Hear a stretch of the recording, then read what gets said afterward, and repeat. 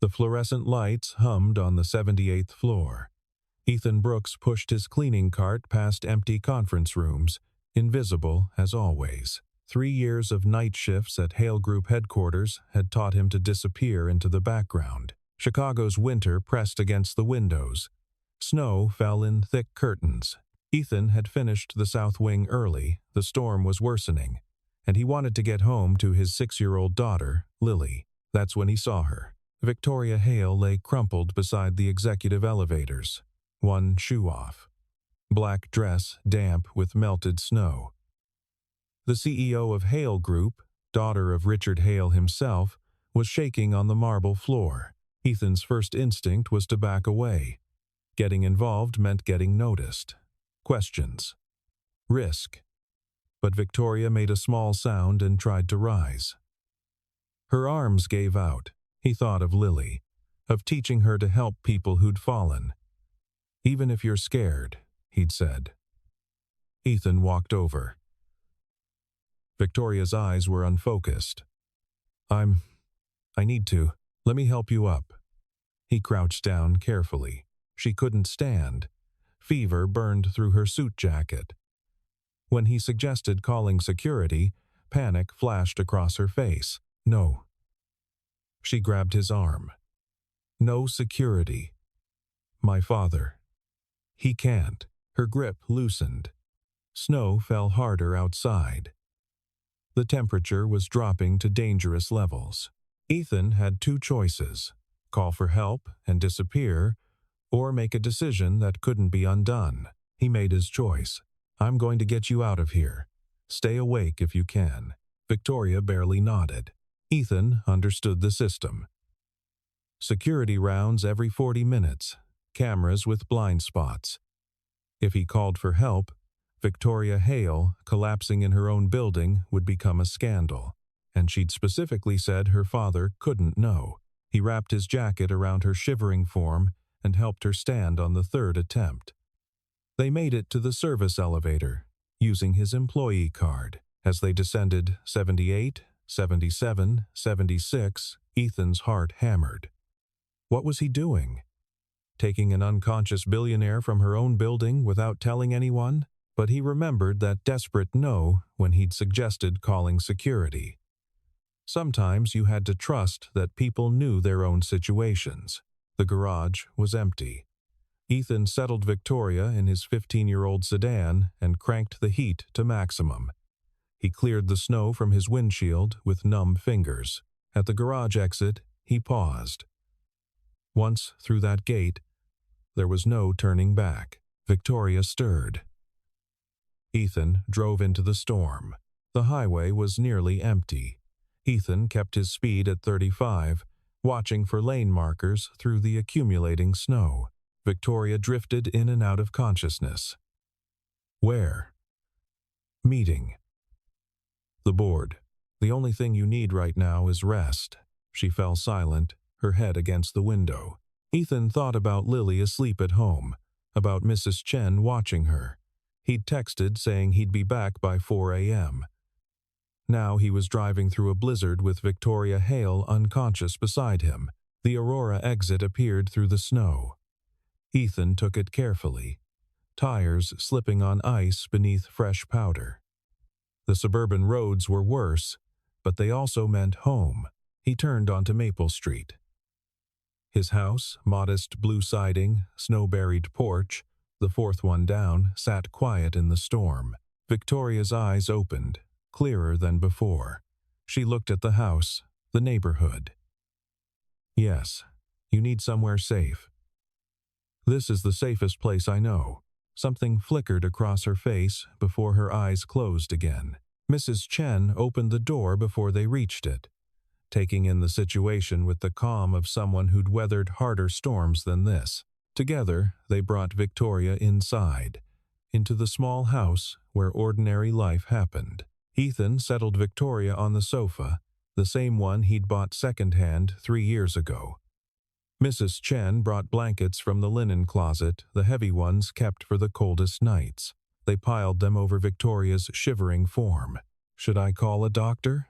Mrs. Chen whispered. "Not yet." She was She specifically said no to that. I think she needs a few hours of rest first. If she's not better by morning, I'll insist." Mrs. Chen studied him with the piercing look of someone who'd seen too much of life to be easily fooled. "You know who this is, and you know what kind of trouble this could bring." She nodded slowly. "Your wife would have done the same thing. She never could walk past someone who needed help." A pause. "Lily's still asleep. She doesn't know anything's different." "Thank you, Mrs. Chen. I don't know what I'd do without you. You'd manage. You always do." She patted his arm. "I'll be next door if you need me. But Ethan, be careful. Rich people's problems have a way of becoming everyone else's problems."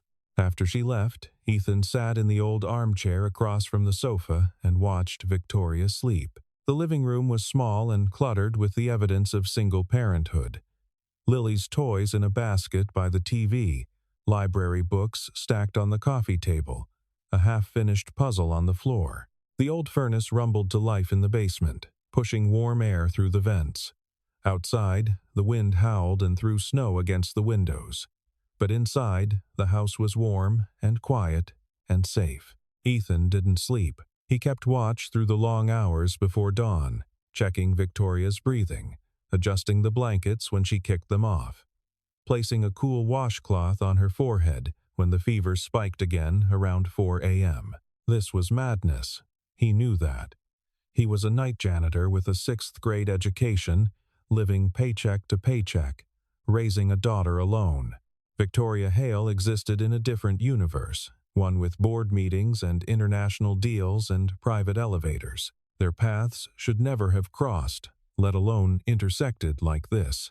But somewhere around 5 a.m., as the storm began to ease and the first gray light of dawn crept across the snow-covered yard, Ethan realized something. For all her power and wealth, Victoria had been utterly alone on that hallway floor. No assistant, no security detail, no friends rushing to her aid, just expensive shoes and a designer suit and a fever that didn't care about her net worth. Alone. Like he'd been alone when his wife died, when the hospital bills piled up, when he'd had to figure out how to be both mother and father to a grieving child. Maybe that's why he'd helped her. Not because of who she was, but because of what she was in that moment, another human being who needed help and had no one else to turn to. Around 6 a.m., Ethan heard small footsteps on the stairs. Lily appeared in the doorway, rubbing her eyes, her pajamas covered in cartoon stars. "Daddy? You're home early. Had to come back because of the snow, sweetheart. Come here." Lily padded over and climbed into his lap. She was getting too big for this, but Ethan held her anyway, breathing in the scent of her strawberry shampoo. "Who's that?" Lily whispered, looking at Victoria on the sofa. "Someone who needed help. She's going to rest here for a little while, like when you helped Mr. Patterson when he fell on the ice." Exactly like that. Lily seemed satisfied with this explanation. She snuggled against Ethan's chest, and they sat together in the quiet morning, watching the snow fall. Victoria opened her eyes to unfamiliar surroundings. For a moment, panic seized her. Where was she? This wasn't her penthouse apartment with its floor-to-ceiling windows and designer furniture. This was a small living room with worn carpet and hand-me-down furniture and framed crayon drawings on the walls. Then, memory returned in fragments. The elevator, the hallway, the janitor with kind eyes and careful hands, the cold drive through the storm. She sat up slowly. Her head still ached, but the disorienting fever fog had lifted. She was wearing her dress from yesterday, now wrinkled and stained with melted snow. Someone had removed her shoes and covered her with several heavy blankets. The smell of cooking reached her. Coffee, pancakes, butter melting in a hot pan. Victoria stood on unsteady legs and followed the scent to the kitchen. It was tiny, barely bigger than her walk-in closet at home, but it was warm and bright, with morning light streaming through a window over the sink. Ethan stood at the stove, flipping pancakes. A small girl sat at the kitchen table, swinging her legs and coloring in a book with intense concentration. "You're awake," Ethan said, turning. His voice was gentle, without judgment.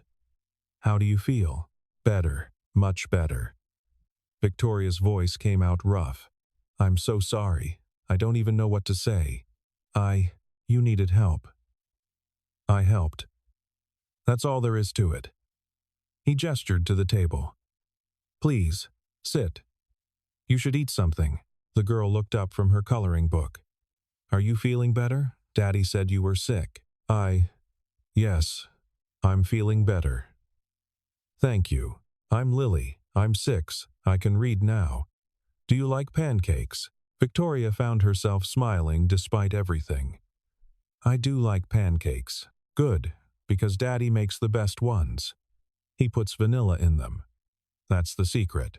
Ethan plated pancakes and set them in front of Victoria along with a mug of coffee. It's not fancy, but it's hot. Victoria took a bite. The pancake was fluffy and warm, made with care. The coffee was strong and exactly what she needed. For the first time in months, maybe years, she was eating food that someone had made simply to nourish, without Instagram photos or business discussions or networking opportunities attached. This is perfect, she said quietly. They ate together in the small kitchen while snow continued to fall outside. Lily chattered about her school, about the snow fort she wanted to build, about a book her teacher had read that week. Ethan listened with the attention of a parent who genuinely cared about every word. Victoria watched them, father and daughter, and felt something crack open inside her chest. When had she last sat at a breakfast table like this? When had she last had a conversation that wasn't about quarterly earnings, or market positioning, or strategic acquisitions? I should go, Victoria said finally. I've imposed enough. I need to call my driver, get back to the city. Roads won't be clear for a few more hours, Ethan said. And you still need rest, but if you want to go, I'll drive you. You've already done too much. I did what anyone should do, but they both knew that wasn't true. Most people wouldn't have risked it. Most people would have made the safe choice, the choice that protected their own interests. Ethan had chosen differently. An hour later, Victoria sat in the passenger seat of his old sedan as he drove her back toward the city. The snow had stopped. The roads were being cleared. The world was returning to normal, except nothing felt normal anymore. When Ethan pulled up to her building, Victoria turned to him. I don't know how to thank you. You don't need to thank me. At least let me know. His voice was firm but kind. This doesn't work if you try to make it transactional. You needed help. I helped. That's all this is. Victoria got out of the car. She stood on the cleared sidewalk, watching as Ethan drove away, his old sedan disappearing into the morning traffic. She thought that would be the end of it. She was wrong. 3 days passed. Victoria returned to her routine early morning meetings, afternoon calls with international partners, evening reviews of quarterly projections. She told her assistant she'd been working from home due to the storm. No one questioned it. But every night, as she looked out from her penthouse at the city lights, she thought about the small house in Aurora, about Lily swinging her legs at the breakfast table, singing to herself between bites of pancake, about Ethan's steady kindness that expected nothing in return, that existed outside the transactional world she'd always known, about what it felt like to be treated as a person rather than as a hail. On the 3rd day, she found herself driving back to that neighborhood. She told herself she just wanted to thank him properly, to make sure he understood she appreciated what he'd done, to perhaps invite him and Lily to dinner somewhere nice. The truth was more complicated than that. The truth was that she couldn't stop thinking about the warmth of that small kitchen, the genuineness of the conversation, the feeling of being seen for who she was rather than what she represented. She knocked on his door at 7 p.m. Ethan answered, still in his work clothes from the day shift, looking surprised. Victoria, I didn't expect. My father wants to see you, she said. The words came out more blunt than she'd intended. More final. Ethan's expression shifted. Understanding dawned, followed by something that looked like resignation. He knows. Security footage. The parking garage. Someone in IT pulled the logs for that night, trying to figure out why there was an anomaly in my access records. My father asked questions. He always asks questions. She met his eyes. I told him the truth, all of it, and he wants to see me, tomorrow, 7 p.m. At the estate. Victoria's hands tightened around her car keys. Ethan, I'm sorry. I tried to keep this private, tried to explain that it was just a kindness with no strings attached. But he's determined to understand what happened. Does he think I did something wrong? He thinks he doesn't know you. And my father doesn't like unknowns in my life. He doesn't trust situations he can't control or people whose motivations he can't understand. Ethan leaned against the doorframe. Behind him, Victoria could hear the TV playing some children's show Lily must be watching. The sounds of normal life. The life he'd built carefully, quietly, deliberately, away from people like her and her father. What happens if I say no? He asked. Then he'll make assumptions. And my father's assumptions are rarely favorable to anyone but himself. He'll decide you're hiding something, or that you're trying to leverage the situation, or that you're a threat. And then, she trailed off, and then my life gets very difficult. Ethan was quiet for a long moment, his eyes searching her face. What do you want me to do? The question surprised her. It had been years since anyone had asked her what she wanted. People asked what the board wanted, what the shareholders expected, what her father thought was best, but not what she wanted. I want you to meet him, Victoria said slowly, carefully. I want you to tell him exactly what happened, the same way you told me. I want him to see what I saw that morning, someone who helped without agenda, without expectation of reward. Maybe that's naive. Maybe I'm asking too much. Maybe I'm putting you in an impossible position. But you want your father to see that not everyone operates transactionally. Yes, exactly that. Ethan nodded slowly. I'll come. But Victoria, you should know I'm not good at playing games with people like your father.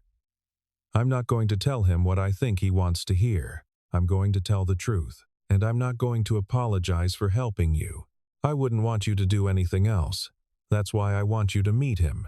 As she drove away from the small house in Aurora, Victoria wondered if she'd just made a terrible mistake. Her father was brilliant and ruthless and protective to a fault. He'd built an empire by understanding power dynamics, by knowing how to leverage every situation to his advantage, by never trusting anyone completely. And she'd just invited Ethan Brooks, a man who operated outside those rules entirely, who didn't understand leverage or strategy or calculated advantage directly into her father's line of sight. She gripped the steering wheel tighter and drove through the dark streets, not sure if she was protecting Ethan or endangering him.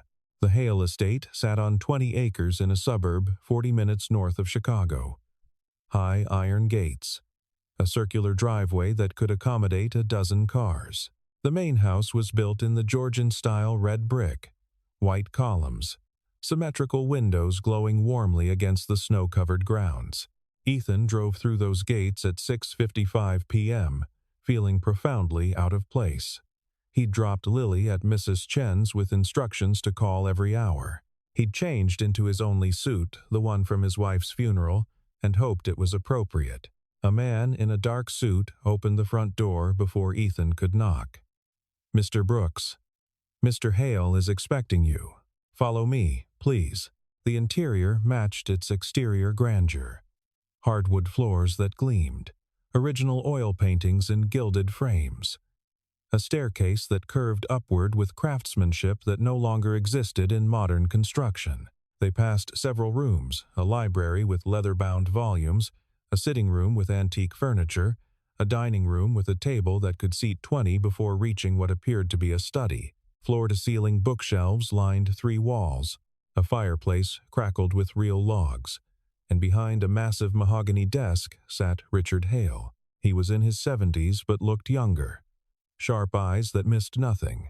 Silver hair precisely cut, the kind of man who'd spent his entire life making decisions that affected thousands of people's livelihoods, who'd built an empire from a single manufacturing plant and never looked back.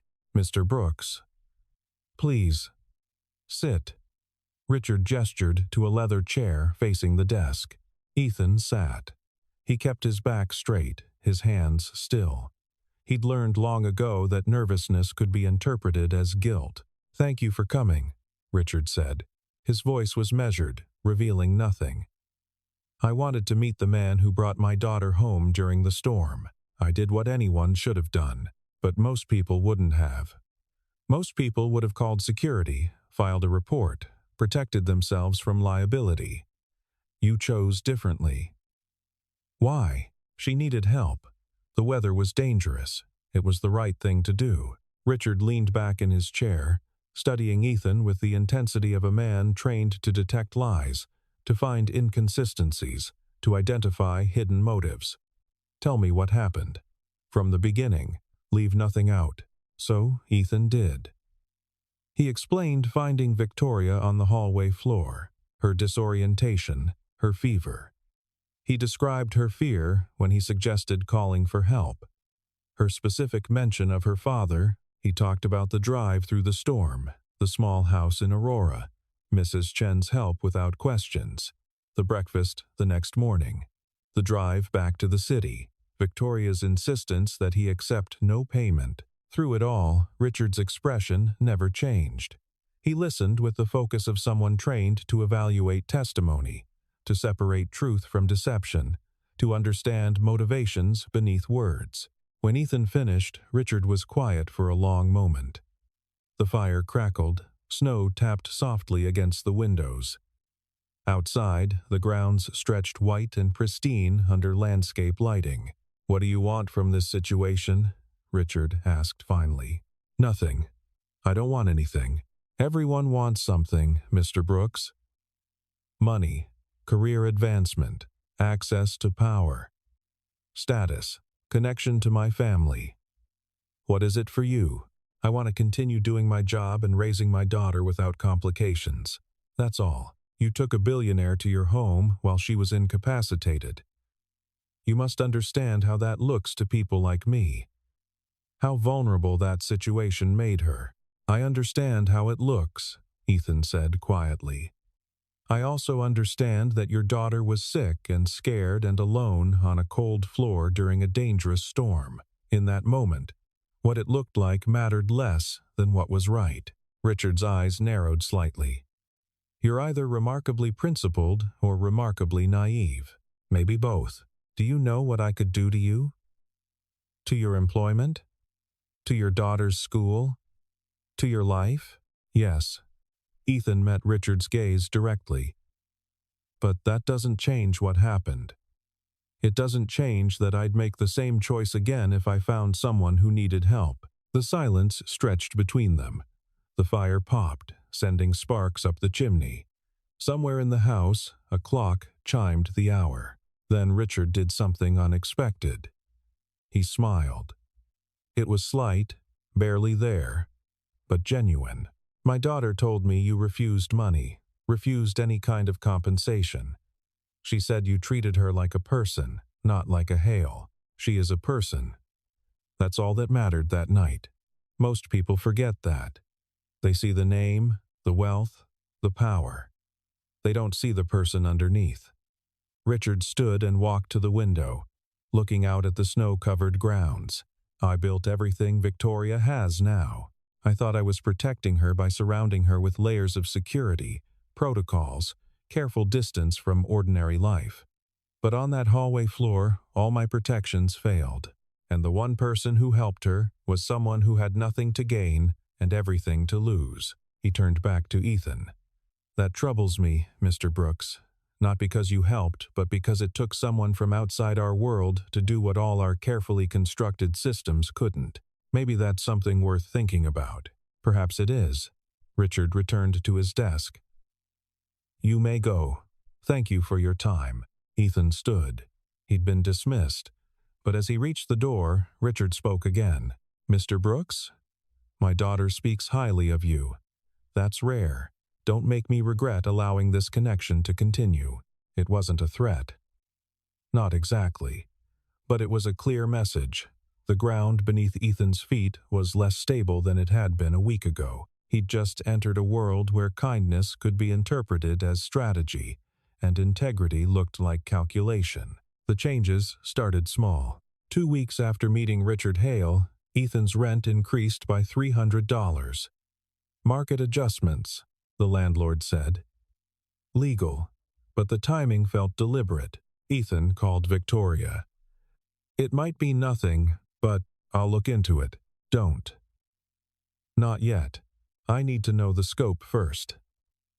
If your father is testing me, I need to understand before asking you to intervene. She was silent. You're right. But I don't like it. Next came the school. The administration requested a meeting about concerns regarding family stability. They asked probing questions about his work schedule, about child care, about supervision. Mrs. Chen attended, furious. Lily is one of the best cared-for children I know. This is harassment. The principal wouldn't say who filed the report. The third incident was most concerning. Ethan's car broke down after his shift. Ethan stood in the cold garage, feeling invisible pressure closing in. Richard Hale wasn't personally sabotaging his car. The man was too sophisticated. But someone in his network understood that broken brake lines and inconvenient repairs could be as effective as direct confrontation. The message was clear. You exist at our sufferance. Ethan called Victoria. It's getting worse. He explained everything. Victoria listened, her breathing changing, anger building. This is my father. He creates pressure, watches responses. If they break, they weren't strong enough. If they hold, he respects them. I'm not interested in earning respect through endurance tests. I'm going to stop this. No. Not yet. If you intervene every time, I'll never be free of this dynamic. I need to show him I can hold my ground without protection. Long pause. You're asking me to watch while my father tries to dismantle your life. I'm asking you to trust I can handle pressure without breaking. They hadn't named what was developing the calls that lasted too long. Victoria's weekend visits to Aurora. Lily asking when Miss Victoria would come again. Okay, Victoria said finally. But if Lily is endangered, I'm ending this regardless of what you want. Agreed. Ethan sat in his dark living room afterward, wondering what he'd gotten into. This wasn't fiction where class differences melted away. This was real life, where power had teeth. But he'd survived his wife's death, grinding poverty, 3 years of night shifts and single parenthood. He'd learned survival wasn't about avoiding pressure, it was about deciding what you wouldn't bend on. And he wouldn't bend on this. Victoria deserved to choose who she spent time with, regardless of her father's opinion. The photo appeared in a business gossip blog 6 weeks after the incident. Victoria and Ethan in a parking lot during light snowfall. Victoria laughing. His hand on her arm, casual, friendly. But the caption suggested otherwise. Hale Group CEO's secret romance. Mystery man identified as building maintenance worker. The story spread quickly. By afternoon, major business sites picked it up. By evening, it was trending. By morning, photographers camped outside Ethan's house. Lily was frightened. Daddy, why are those people taking pictures? They're confused. It'll pass. But it didn't. Journalists dug into Ethan's background, his late wife, financial struggles, night shift job. They framed him as either gold digger or working class hero. Neither was true. Victoria called, voice tense. The board is calling an emergency meeting. They're concerned about company image. My father is furious at the media attention. What do you want to do? Tell the truth. Explain what happened. That won't satisfy them. Man helps woman during storm, they become friends. Where's the drama? So we let them create false narratives? We live our lives and let the narratives collapse from lack of substance. That afternoon, Ethan's supervisor called. We're putting you on administrative leave. Paid. For now. Until this resolves, it's better if you're not in the building. Translation. You're an embarrassment. That evening, Victoria showed up through the back alley to avoid photographers. She looked exhausted, hair escaping its arrangement. I'm ending this. I'm holding a press conference, explaining everything. Making it clear anyone who harasses you or Lily will face legal consequences. That'll add fuel to the fire. I don't care. This is my fault. Ethan made tea, sat across from her. It's not your fault. Neither of us could have predicted this, but I can end it. Step back. Make it clear we're not involved romantically. Is that what you want? To step back? Victoria met his eyes. No. Coming here, talking with you and Lily, being somewhere that doesn't require performance or constant vigilance, I don't want to lose that. Then we don't step back. We hold steady. The board might force me out. Then they do. And you'll figure out what comes next. You're very calm. I'm not calm. I'm furious, scared for Lily, worried about money and jobs and reputation damage. Ethan took her hand. But I'm not letting fear make my decisions. I helped you because it was right. We've become friends because we value what we found. That doesn't change because of cameras and gossip. Victoria's eyes glistened. My father warned me. He said ordinary people don't understand the cost of being associated with us.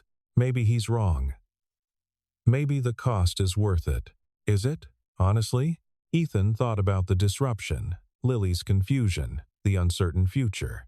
Then about Victoria laughing at his table, listening to Lily's projects, being herself without performance. Yes, it is. The next morning, Richard Hale called an emergency board meeting. Media speculated wildly. Victoria forced to resign, strategic pivot to distract from scandal. No one predicted what actually happened. The Hale Group boardroom occupied the entire 79th floor. 16 executives sat around a glass conference table, their faces carefully neutral. Victoria stood at the head of the table, presenting quarterly earnings as if nothing unusual was happening. Richard Hale sat at the opposite end, watching. After Victoria finished her presentation, board member Marcus Whitfield, a man who'd been angling to replace Victoria for years, cleared his throat. Before we move to the next agenda item, I think we need to address the elephant in the room. And what elephant would that be, Marcus? The media attention surrounding your personal life. It's affecting company image. Our stock dropped 2 points yesterday.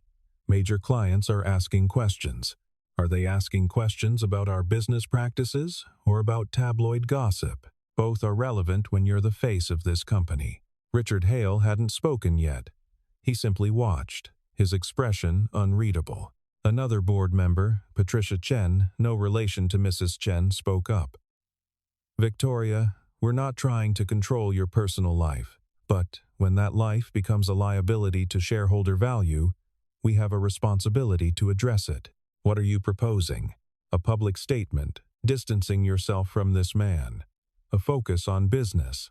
Perhaps a sabbatical to let things cool down. In other words, you want me to publicly humiliate someone who did nothing wrong, pretend that genuine human connection is a mistake, and hide from my own company until you all decide it's safe for me to return. The silence that followed was heavy. Richard Hale finally spoke. Victoria, step outside. I'd like to speak with the board privately. Victoria's jaw tightened, but she nodded and left the room. For 10 minutes, she stood in the corridor outside, staring at the Chicago skyline through the windows. Snow had started falling again, lighter than that night 6 weeks ago, but persistent. She thought about Ethan in his small house in Aurora, about Lily asking when Victoria could come over for dinner again, about the life she'd glimpsed beyond the glass towers and board meetings, a life built on things that mattered more than quarterly earnings. The boardroom door opened. Richard emerged alone. "Walk with me," he said. They went to his office on the same floor, smaller than Victoria's, but filled with decades of memories. Photos of groundbreakings, of factories opening, of handshakes with presidents and prime ministers. Richard stood at the window, looking out at the falling snow. When your mother died, everyone told me to sell the company, told me I couldn't run it and raise you properly, told me I'd have to choose. Victoria waited. Her father rarely spoke about her mother. I chose you, Richard continued.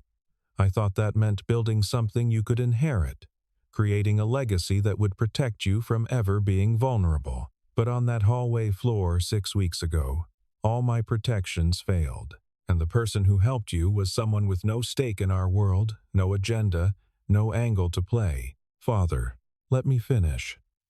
He turned to face her. I've spent the past 6 weeks testing Ethan Brooks, applying pressure, watching how he responds. And do you know what I found? That he's stronger than you expected? That he doesn't think in terms of advantage.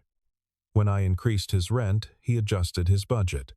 When I had the school investigate, he defended his parenting calmly and thoroughly. When someone sabotaged his car, yes, I know about that. And no, I didn't order it. But one of my overzealous executives thought they were doing me a favor. He had it repaired and moved on. What's your point? My point is that every pressure I applied, he absorbed without complaint and without trying to leverage his connection to you for relief. He didn't threaten exposure, didn't demand intervention. He simply held his ground and continued living his life with integrity. Richard walked to his desk and picked up a folder. This is the background check I ordered on him. 3 years of exemplary work performance. Respected by neighbors. Excellent parent. Not a single red flag in his entire life except that he's poor, and that's not a character flaw, it's a circumstance. He handed the folder to Victoria. I thought I could find something to disqualify him. I thought I could prove he was a threat to you, to the company, to everything we've built. But I can't, because he's not. Victoria stared at her father. What are you saying? I'm saying that Ethan Brooks is exactly what he appears to be, a good man who helped my daughter without expecting anything in return. And I'm saying that I was wrong to test him, wrong to apply pressure, and wrong to assume that everyone who enters our world must have an ulterior motive. You're apologizing?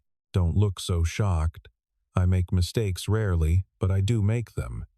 Richard's expression softened slightly. I went back into that boardroom and told them that any board member who cannot see the difference between a personal life and a business liability is free to resign. I told them that my daughter has my full support in all aspects of her life. And I told them that anyone who speaks disrespectfully about Ethan Brooks or his child will answer to me personally. Victoria felt tears prick her eyes. Why? Because on that hallway floor, you trusted a stranger more than you trusted me. Because when you needed help, you specifically said I couldn't know. Because I've built walls so high around you that you chose to collapse in a public corridor rather than call your own father. His voice roughened. And because when I see you with Ethan and his daughter, I see someone I haven't seen in years, my daughter, genuinely happy. Victoria crossed the office and hugged her father. He stood stiffly for a moment, then returned the embrace. The board approved the quarterly strategy, Richard said quietly, and I told them that effective immediately, I'm creating a new company initiative focused on supporting the working-class employees who keep our buildings running. Better wages, benefits, housing assistance. I'm putting Ethan on the advisory board, paid position, of course. He won't take it. He'll see it as charity. Then you'll have to convince him it's not charity, it's earned. Because that night, he saved my daughter, and that's worth more than any quarterly earnings report. 3 months later, snow had melted. Crocuses pushed through soil in Ethan's yard. The photographers had moved on. The media narrative had faded. Ethan still worked at Hale Group, now in facilities management with better hours and pay. He joined Richard's employee advocacy initiative, lending his perspective to shape policies that actually helped people. Victoria's position was stronger than ever. Quarterly earnings exceeded expectations. The board had backed down.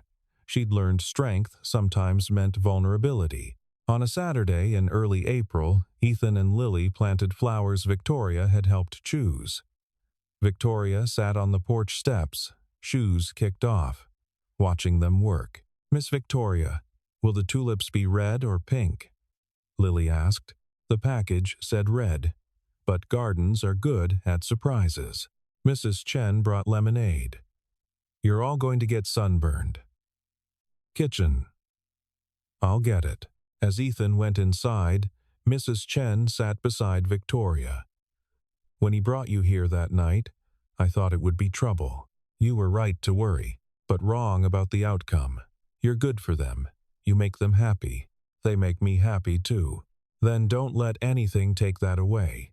Rich, poor, none of that matters as much as people think." Ethan stood in his kitchen, looking out at his daughter laughing in the dirt, at Victoria comfortable on his porch steps in her expensive suit. His phone buzzed. "Richard Hale. Family dinner next Sunday. Bring Lily." Victoria says no excuses. Family dinner. 6 months ago, the idea would have been absurd. Now, it felt natural. He grabbed the sunscreen and headed outside. Victoria looked up, shielding her eyes, and smiled. The same smile from the parking lot photo, but now it meant something simple and true. The world would keep turning. Challenges would come. But Ethan had learned. Sometimes the right choice wasn't the safe choice. Sometimes it was simply the human choice to help, to connect, to trust that decency mattered most.